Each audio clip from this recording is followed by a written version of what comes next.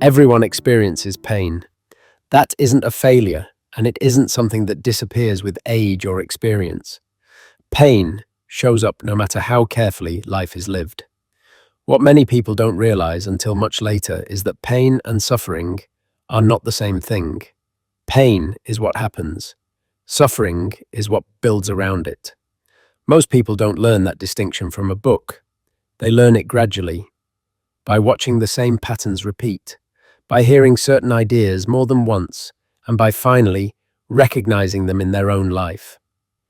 There's a moment many people remember clearly, even if they don't talk about it much. It often looks ordinary from the outside. Someone sitting at a kitchen table late in the evening. The house quiet. The day finished. Nothing dramatic happened. And yet, there's a feeling they can't quite explain. Maybe it comes after retirement, when the schedule that once shaped the days is suddenly gone. Or after the children are grown and no longer need the same kind of care. Or after a relationship ends, not with anger, but with a quiet understanding that something has shifted. In that moment, a realization settles in. Life didn't turn out the way I thought it would. Not better, not worse. Just different. What surprises most people isn't the sadness, it's the exhaustion. The tiredness that comes from holding expectations for too long, from trying to make reality line up with a picture that no longer fits. That's often the first time it becomes clear that the struggle isn't only with what happened, it's with the resistance to accepting where life is now. That recognition doesn't solve anything right away, but it opens a door. And once that door opens, certain truths begin to make sense. Not as advice or philosophy, but as lived experience. These truths aren't dramatic. They don't promise happiness or certainty. They're quieter than that. But when they settle in, life doesn't become easy. It becomes lighter. Not because pain disappears, but because less energy is spent fighting what already is. Truth one. No one else can carry your happiness.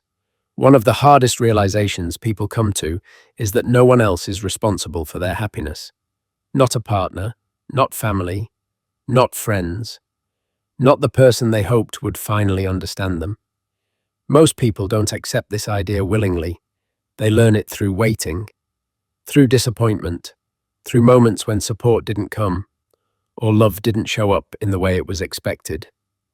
It's natural to want someone else to fill the empty places, but when happiness depends on another person's attention, approval, or consistency, it becomes fragile. The smallest shift can unsettle it. Over time, a quieter understanding settles in.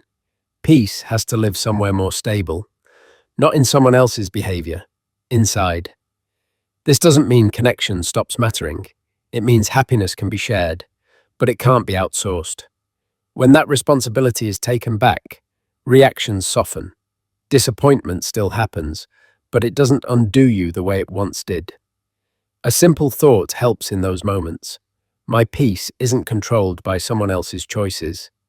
That reminder steadies more than most reassurance ever could. Truth 2. Life will not unfold the way you planned. Most people don't suffer because life is difficult. They suffer because life didn't follow the picture they had in mind. Plans fall apart quietly. Relationships change. Futures imagined with confidence simply never arrive. When that happens, the pain is real. But what deepens it is often the belief that things weren't supposed to turn out this way. There's a moment many people recognize, even if they describe it differently. A point when it becomes clear that effort and good intentions don't guarantee a predictable outcome. With time, another perspective emerges. Life doesn't operate on personal timelines. Change isn't punishment. It isn't proof of failure. It's simply movement. When the mind stops insisting that life should match a script, resistance eases. A quiet acceptance begins to replace the struggle. A helpful reminder in those moments is simple. This is still part of the path, even if it wasn't the part I expected. Acceptance doesn't mean liking what's happening. It means no longer exhausting yourself by fighting what already is. Truth 3. People's behavior is about them more than you. Another lesson that takes years to learn is that how people treat you usually says more about their inner world than about your worth. Criticism, distance, impatience, even warmth. These things come from what someone carries inside. Their fears, their habits, their unresolved pain, their capacity for closeness. The mind, however, personalizes everything. A comment lingers. Silence feels like rejection.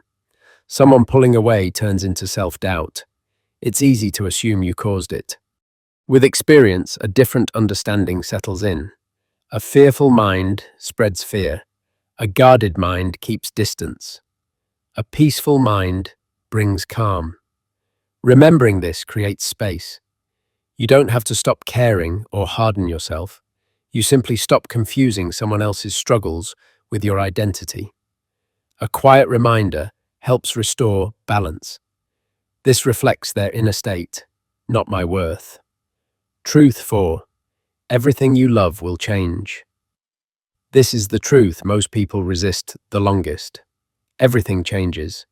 Relationships, roles, bodies, stages of life. Even the versions of yourself you once relied on. Loss hurts not only because something ended, but because part of you expected it not to. Most people can name a moment when this truth became impossible to ignore. A parent aging, a home being sold, a chapter closing without permission. Over time, a gentler understanding appears.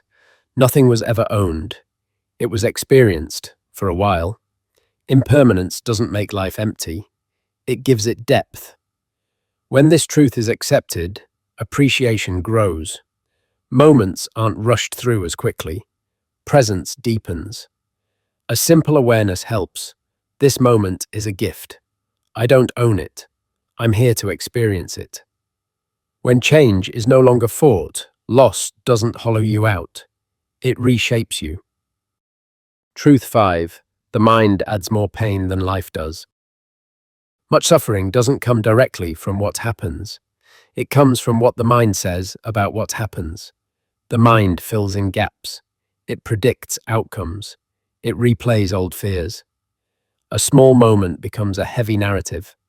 Silence turns into rejection. A mistake becomes proof of failure. These stories feel convincing because they sound familiar. But over time, it becomes clear that thoughts are not facts. They are reactions passing through awareness. One small habit changes everything. Noticing the thought instead of becoming it. This is a thought, not truth. That distance quiets the spiral. The mind settles. Reality feels lighter. Peace doesn't come from stopping thoughts. It comes from not letting them run the whole show. These ideas aren't owned by any one tradition. Most people hear them at some point, forget them, and then recognize them years later in their own life. Happiness can't be handed over to others. Life won't follow a plan. People act from their inner world. Everything changes, and the mind often multiplies pain. Accepting these truths doesn't make life easy.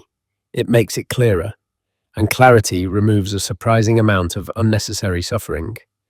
Peace begins quietly, when resistance softens and the mind stops fighting what already is.